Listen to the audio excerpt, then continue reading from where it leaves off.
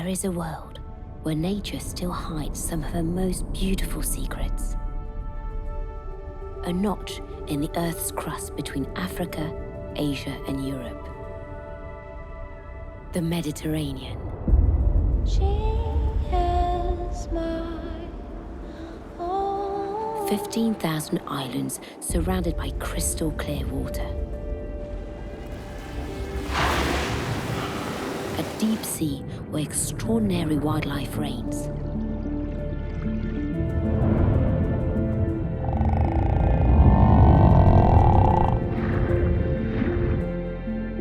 Waters so blue, they attract visitors from all over the world. This sea has witnessed the birth of civilizations, the first cities, the first seafarers.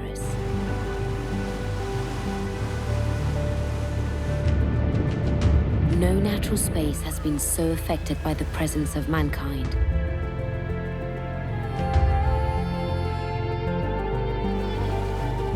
How do they adapt to us? How do they succeed in giving birth, raising their young, growing up, finding a mate, pushing beyond their limits, conquering new territories?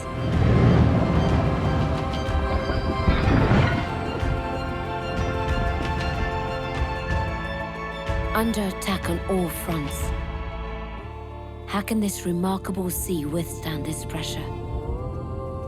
Can she heal her wounds? Can she regenerate?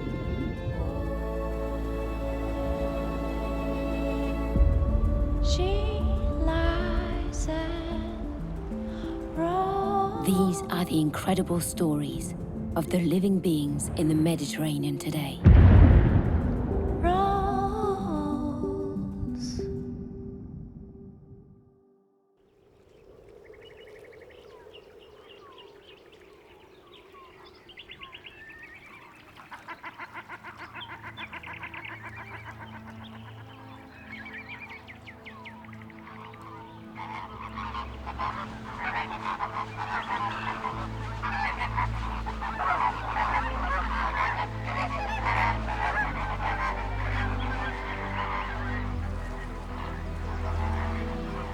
This is the story of an old flamingo.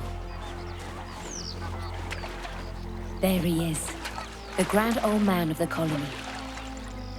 He is 35 years old. That's very old for a flamingo.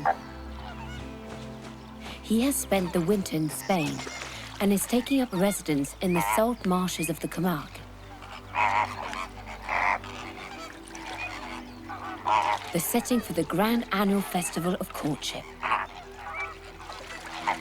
Old flamingo immediately goes into seduction mode.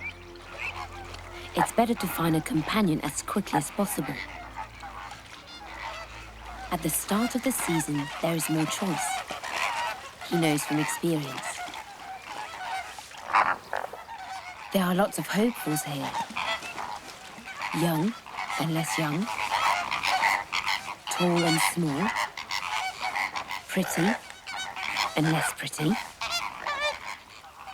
The rules of courting are simple. You have to perform very precise dance steps. Lowering the neck head on the wing, then spread the wings head down. Beat backwards, and back again. Old flamingo is feeling a few aches and pains. That's new. But his movements are just perfect. At least he thinks they are. He still considers himself the most attractive flamingo in the whole flock. He has chosen. He's going to work his magic on this young female. Time for the big show. That's done the trick. She's noticed him.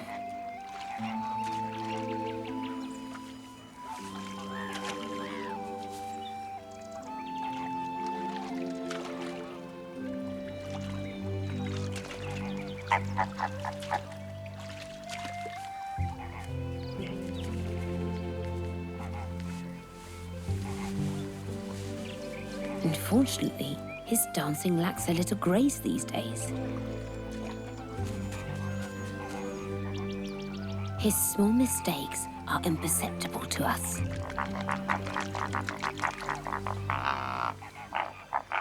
But for the female watching him, it's a disaster.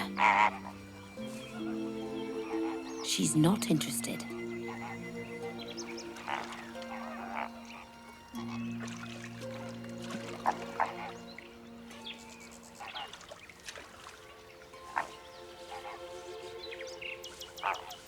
Is he realizing that he can no longer compete with the others?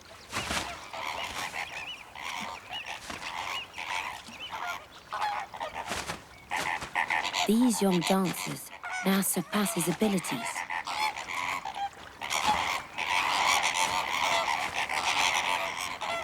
In reality, his powers of seduction are finished.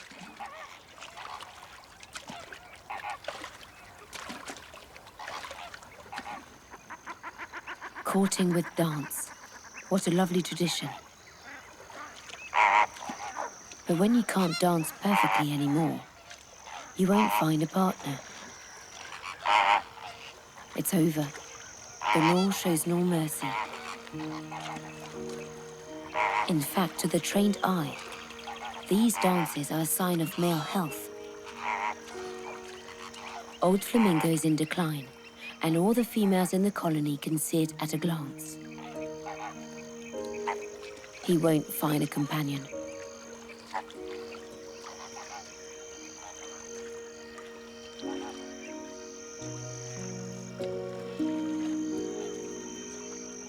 His days of mating, having chicks, and raising them are over. It's actually even worse than that. Old Flamingo has just lost his status in the group. No one takes any notice of him anymore. He has become invisible in the flock.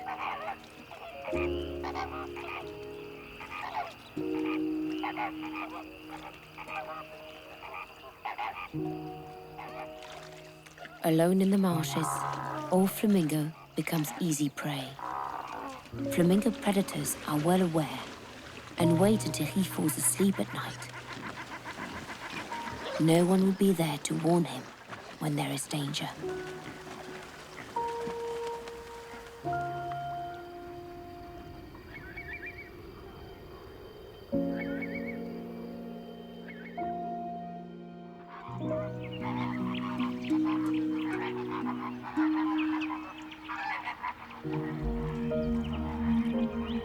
Old Flamingo was found one morning in June.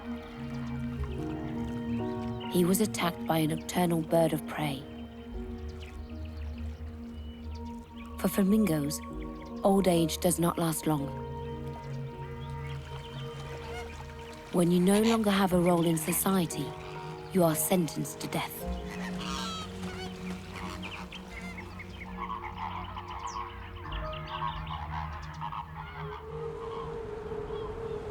But there are species where the generations are much better able to work together. Off the coast of France lives a small pod of bottlenose dolphins.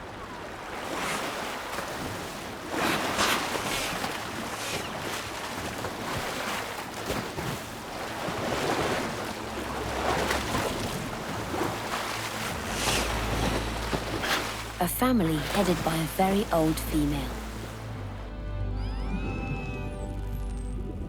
She is their matriarch. Around her are her daughters and their little ones. 4 generations of females all linked together, bonded by family ties. The matriarch is in her 60s, and her strength is starting to wane. Her muscles are stiffer, her joints less flexible. Her sight, her hearing, all her senses are diminishing day by day.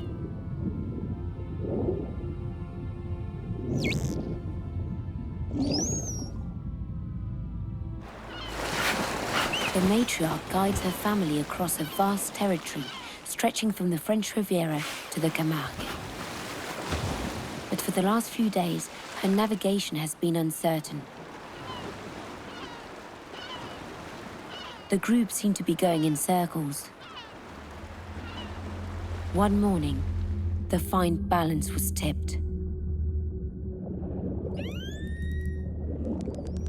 The matriarch lost her way during the night. When the sun came up, she didn't know where she was.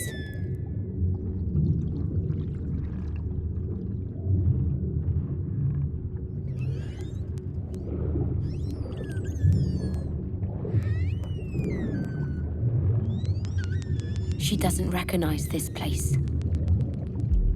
Has she been here before? She doesn't remember.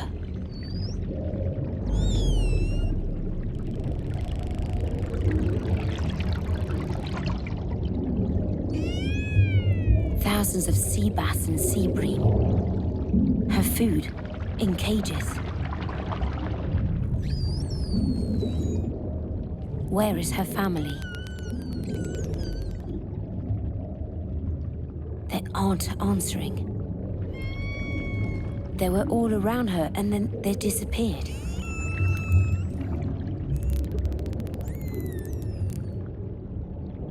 She doesn't remember.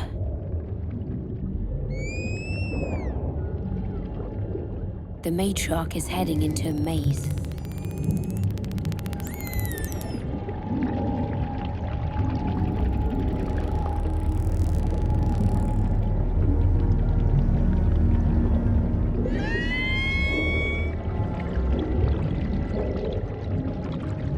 How does she get out?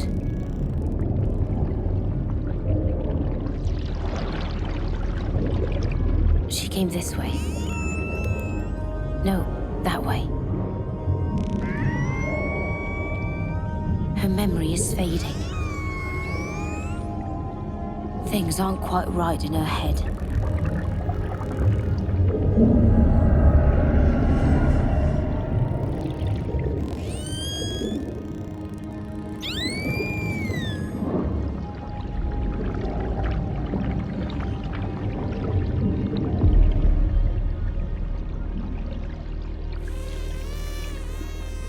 She hasn't taken a breath in a while.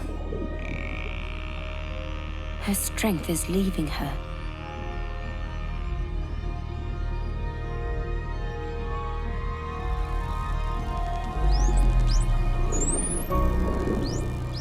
Two of her daughters heard her calls. They know she's not far away. But they hesitate to enter the maze. The matriarch hears them, but doesn't know how to reach them.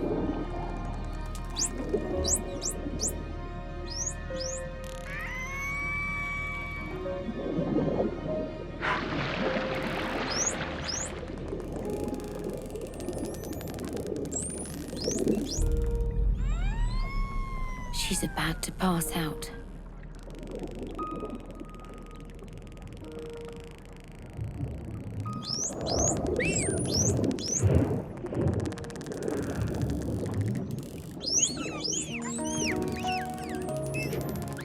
There. They've found her.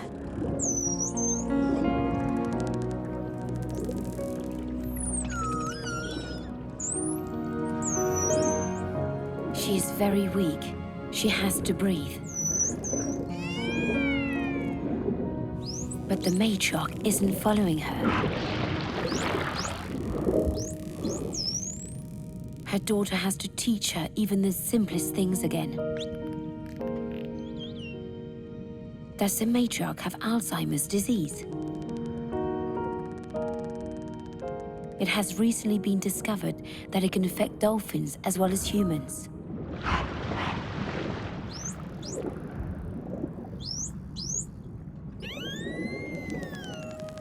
whole family is now gathering around her. They are relieved.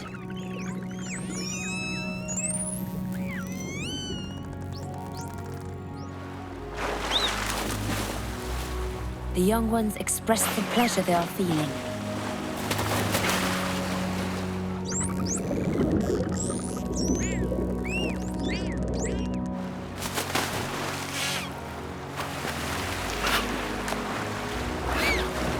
In the matriarch's absence, the eldest daughter took control of the group.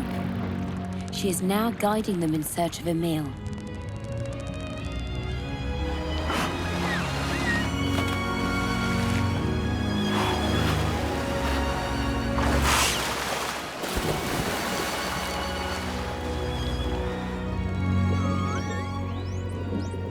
All these young dolphins were raised by the matriarch, and she passed on an impressive fishing technique to them. You just have to follow the sound.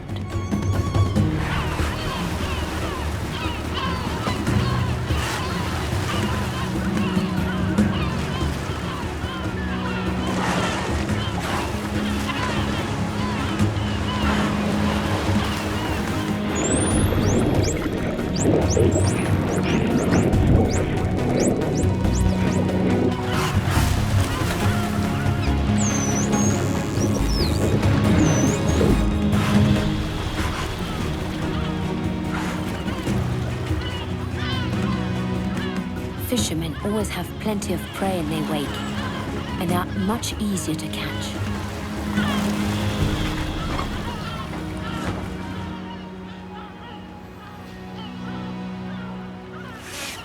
The matriarch did not join the troop.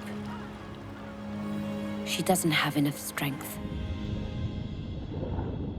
and her appetite has gone. She's getting weaker by the hour.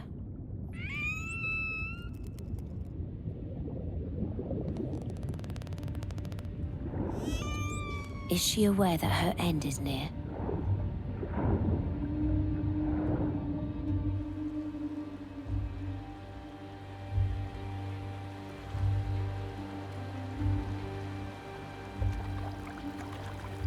The matriarch died overnight, surrounded by her loved ones.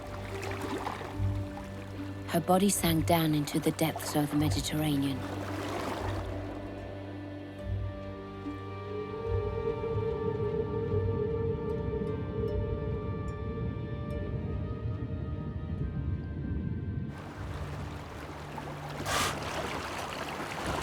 The bond between old and young dolphins is vivid until the last moments of their lives.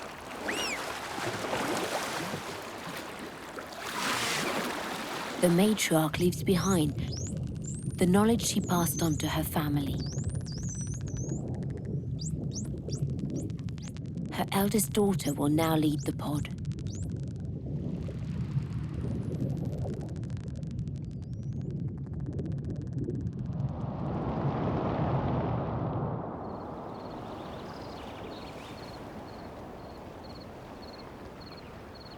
Both dolphins and humans live long lives, almost a century. That's very little compared to the trees that span centuries and sometimes even millennia. Olive trees have always been part of people's lives in the Mediterranean. This tree loves heat, stony soil, and needs very little water. Yet it is able to transform the sun's energy into rich, tasty fruits. Its oil nourishes us and brings us countless benefits. He is the link between all the peoples of the Mediterranean.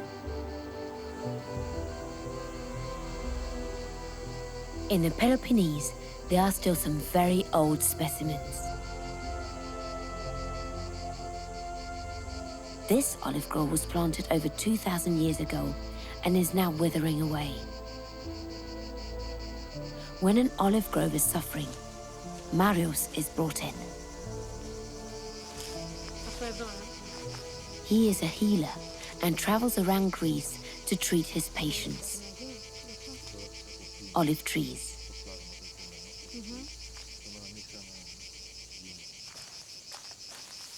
The health of the old man of the olive grove is particularly concerning.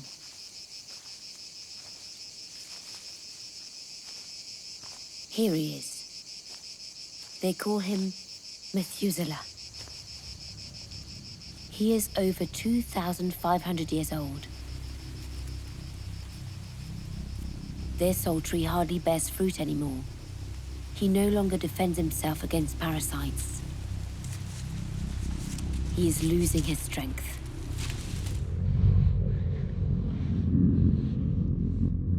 What does he have to say?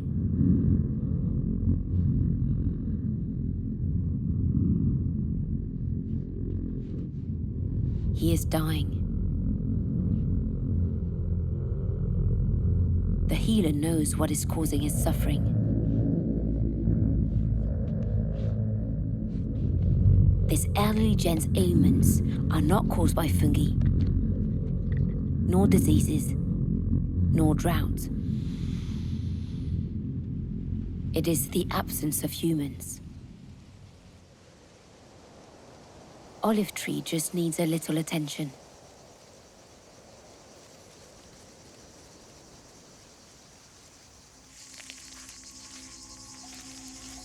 Today, many olive groves are abandoned. The countryside has been deserted, and the trees suffer from loneliness.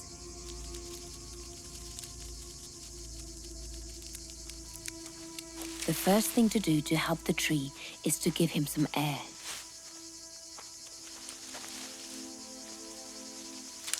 Pruning, brushing,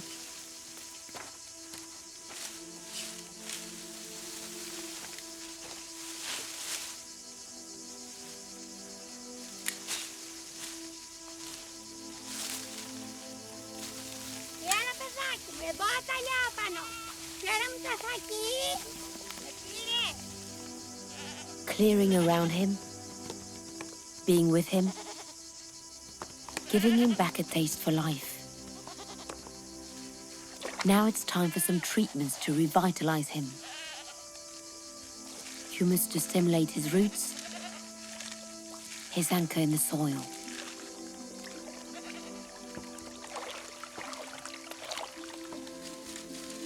Ash to protect him from parasites.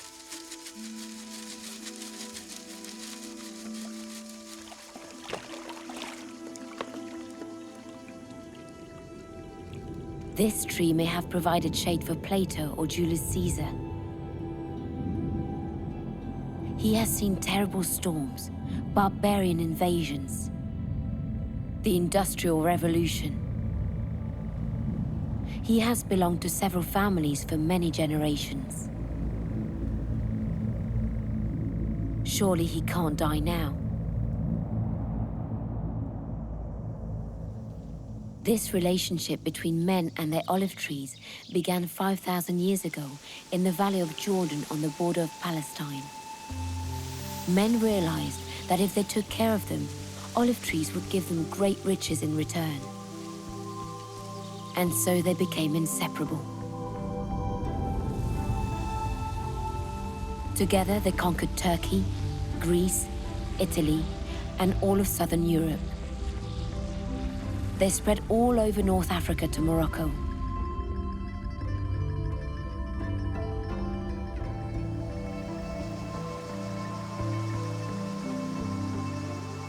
Now the potion of earth and ash that will make him stronger.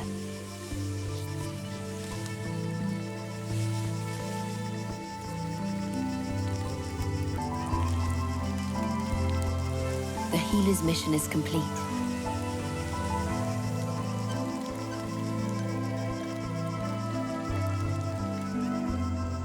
Methuselah can live for a few more centuries. It is up to the animals and humans to keep him company.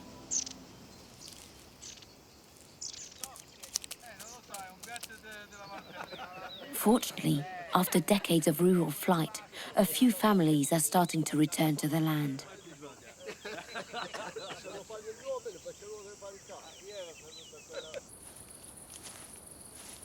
When they have us by their side, olive trees live longer than their wild relatives. Methuselah is undoubtedly one of the oldest trees on Earth. But compared to this next character, he is just a young man.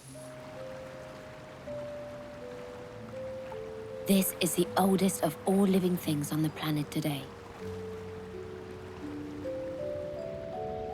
A plant called Posidonia.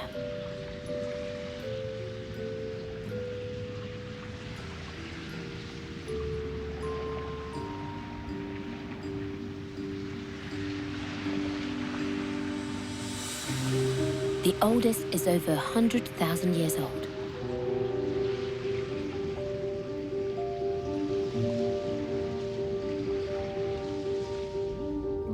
She stretches for several kilometers between the Balearic Islands of Formentera and Ibiza.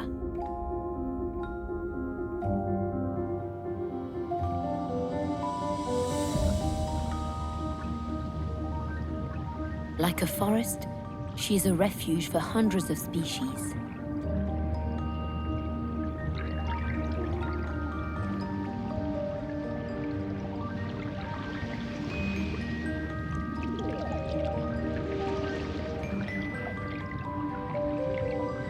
She protects them, feeds them, shelters their eggs from the currents, ensuring their young grow up in safety.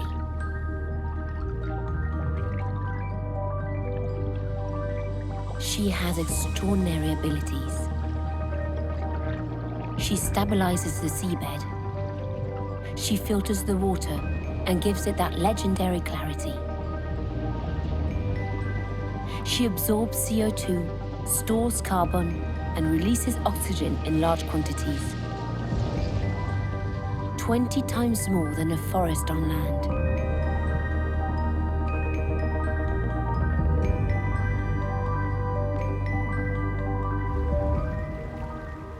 But her virtues lead directly to her misfortunes, because the beauty that surrounds her attracts the most dangerous predators.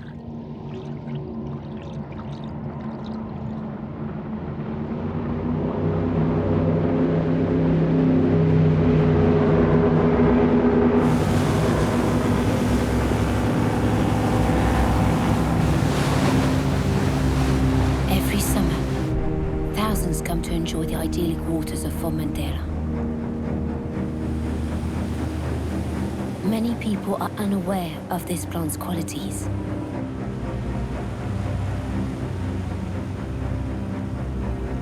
And the time it takes for her to grow. 1 centimeter a year. That's 1 meter a century.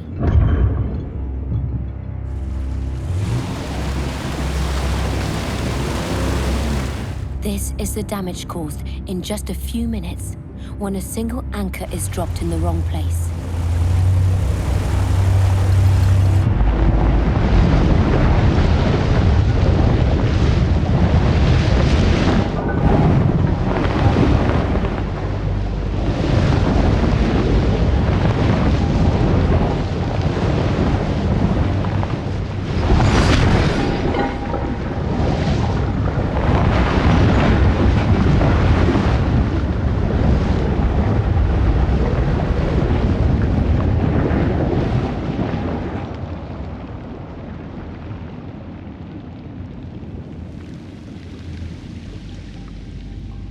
Hundreds of years of growth destroyed.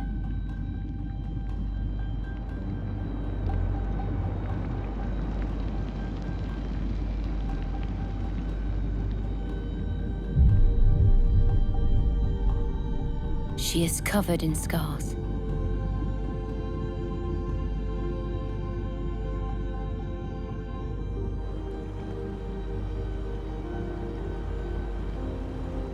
As a result, Posidonia is disappearing from our coasts, replaced by sand. In Formentera, she has lost a third of her coverage in the last 10 years.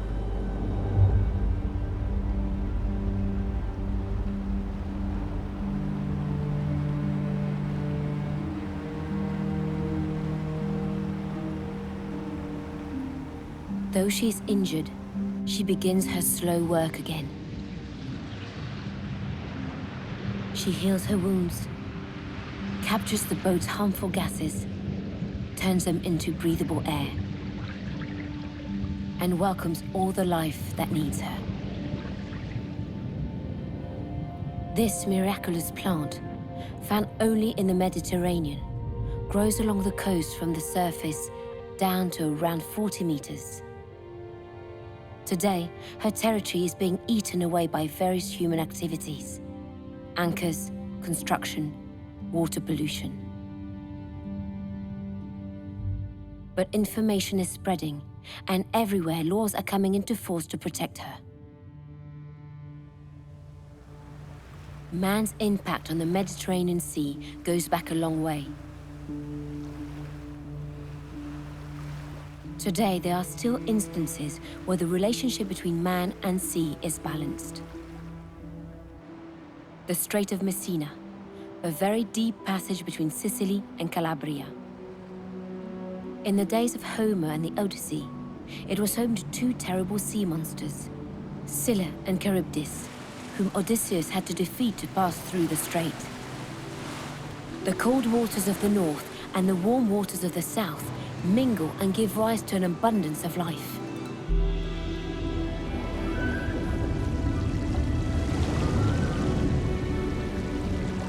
The plankton attract huge numbers of fish.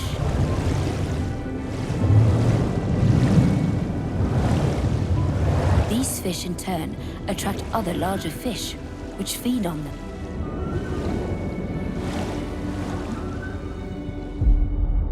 Then come the large solitary predators. All these bounty has attracted men since they learned to sail. But their favorite catch is a lord of the deep, the swordfish.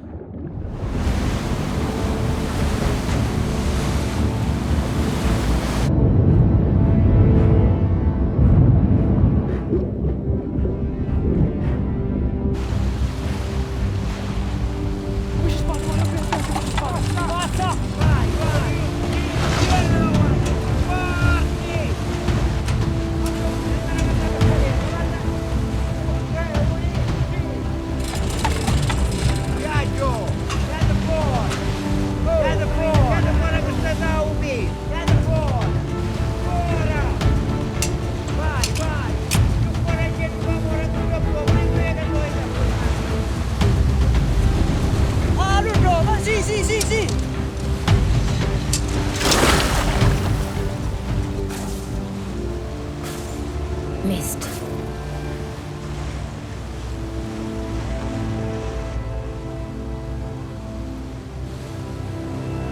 In spring, swordfish come up from the depths to reproduce.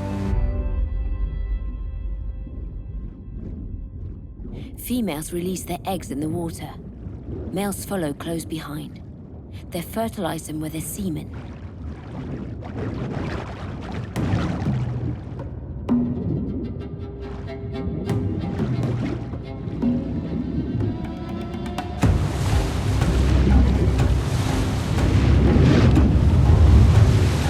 During this time, the swordfish are in a sort of trance.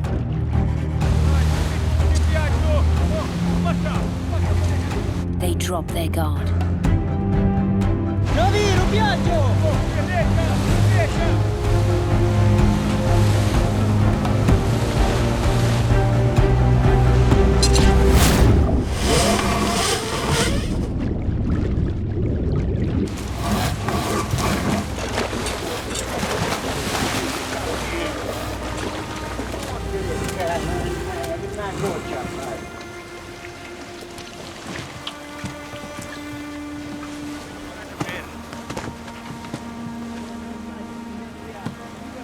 Once caught, tradition has it that swordfish receive honors from men for their courage. His death will allow several families to live. These men know to use sea wisely, so that their descendants can continue to live from it. Do not take too much. Respect reproduction. And the cycle can continue.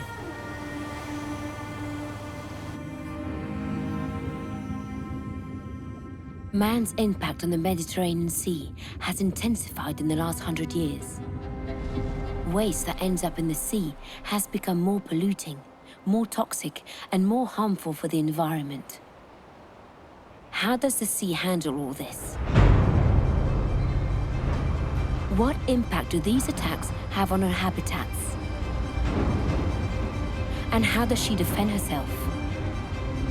There is a wonderful story that tells us a lot.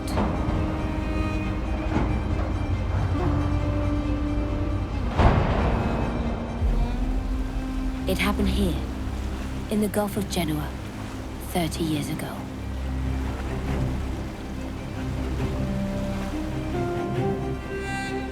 Guillaume Néry was very young. He was not the world freediving champion yet, but his heart already belonged to the Mediterranean.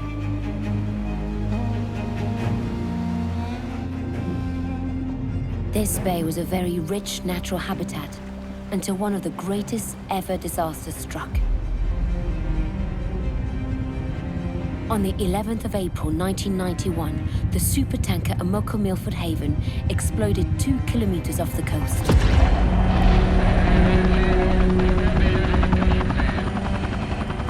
"10,000 tons of oil sank and were deposited 80 meters down.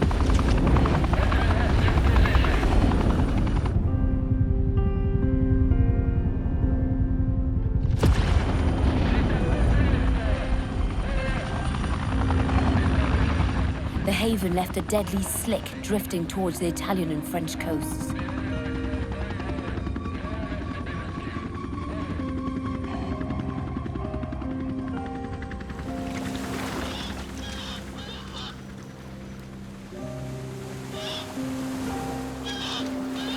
It is the most serious ecological disaster ever recorded in the Mediterranean.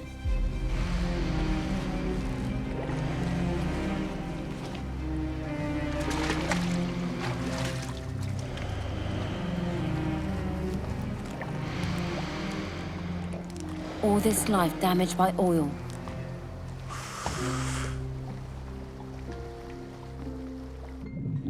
"30 years later, Guillaume returns to the scene of the disaster.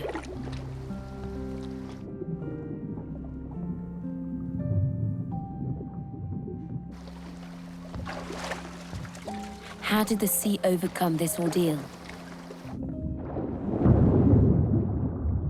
What became of the steel monster?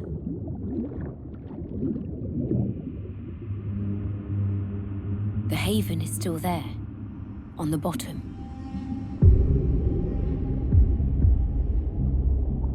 "334 meters long.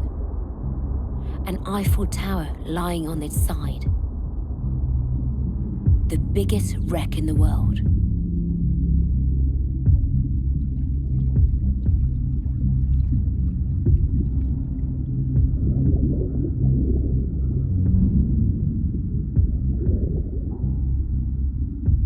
Are there any signs of life?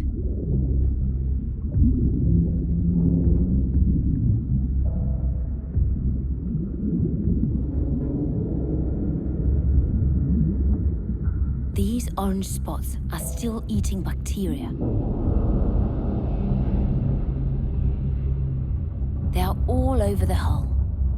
They have begun the long task of dutifully gnawing at every centimeter of steel.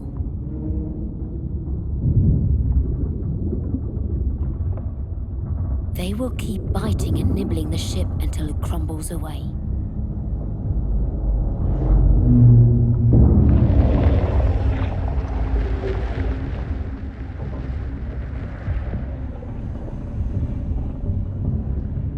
They will not stop their work until they have eaten everything.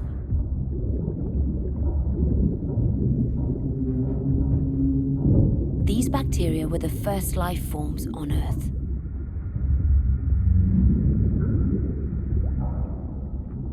They are the first here too. and mark the return of living things to this toxic world.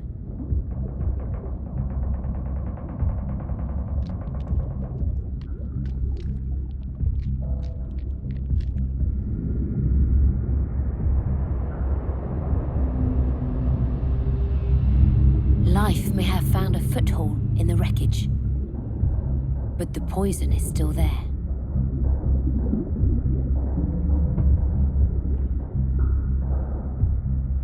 The heavy components of crude oil are practically insoluble in seawater.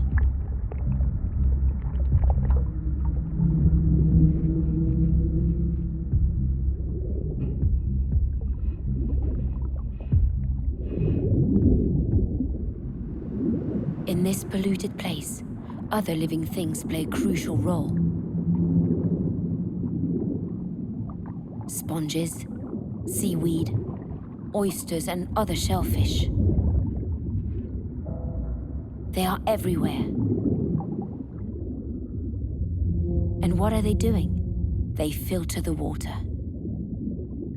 Every day, they suck in thousands of cubic meters of contaminated water and spit it out purified.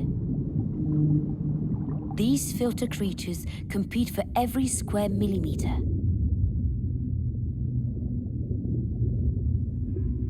Why do they want to get into this mess? What attracts them here are these motionless old features. Stairs, bars, pipes. They love to be in the current that brings them the plankton they feed on. The boat offers them protection, food, and territory. What more could they want?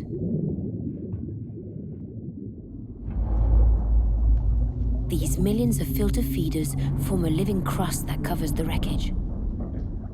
It is called coralligenous. This new ecosystem gradually cleans all the polluted water and allows other inhabitants to move in.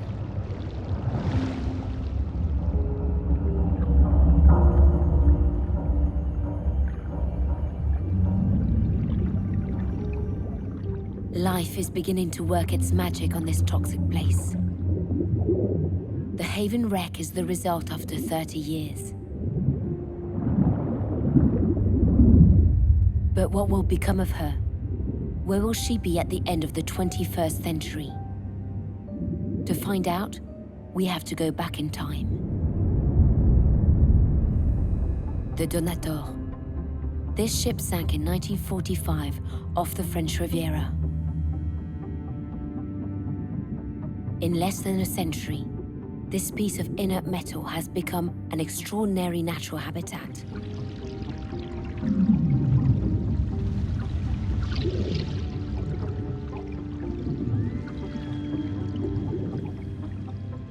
On the living crust which covers the hull of the boat, a forest has grown.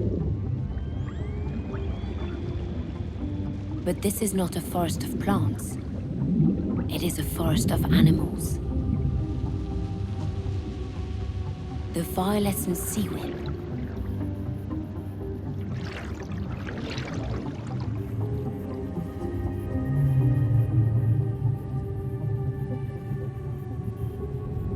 A coral endemic to the Mediterranean.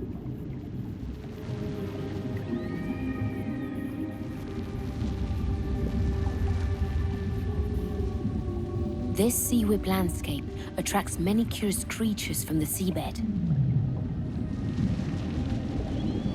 Even more surprisingly, this forest breathes and creates a microclimate around itself.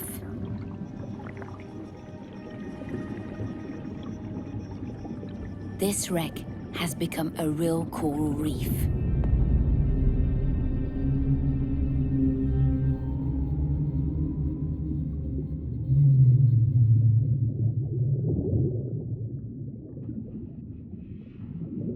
Inside the hull, the forest has become a habitat for many species. All they need can be found here. Shelter, restaurant, nursery, and even a peaceful hideaway. This metal hull is more than a refuge. It is a source of life.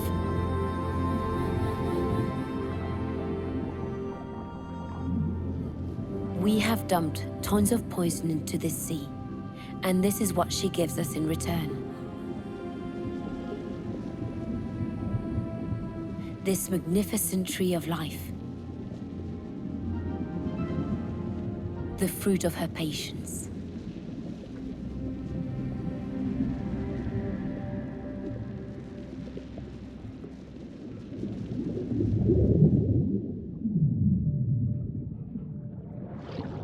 This sea is remarkably resilient, but how much more can she take? If we keep up this intense pressure, if we do not give her time to rest, will she have the strength to heal her wounds and be reborn? So that all her living inhabitants can continue being born. Growing.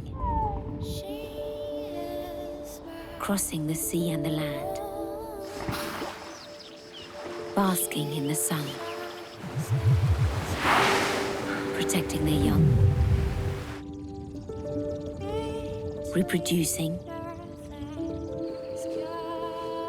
And growing old in peace. And so that life can continue in this unique jewel. She washed our souls out. She washed our souls out. Let us cherish our common good, our sea, the Mediterranean. I know we can't deny she's our, can't deny she's our, can't deny she's our home. We can't deny she's our, we can't deny she's our, we can't deny she's our home.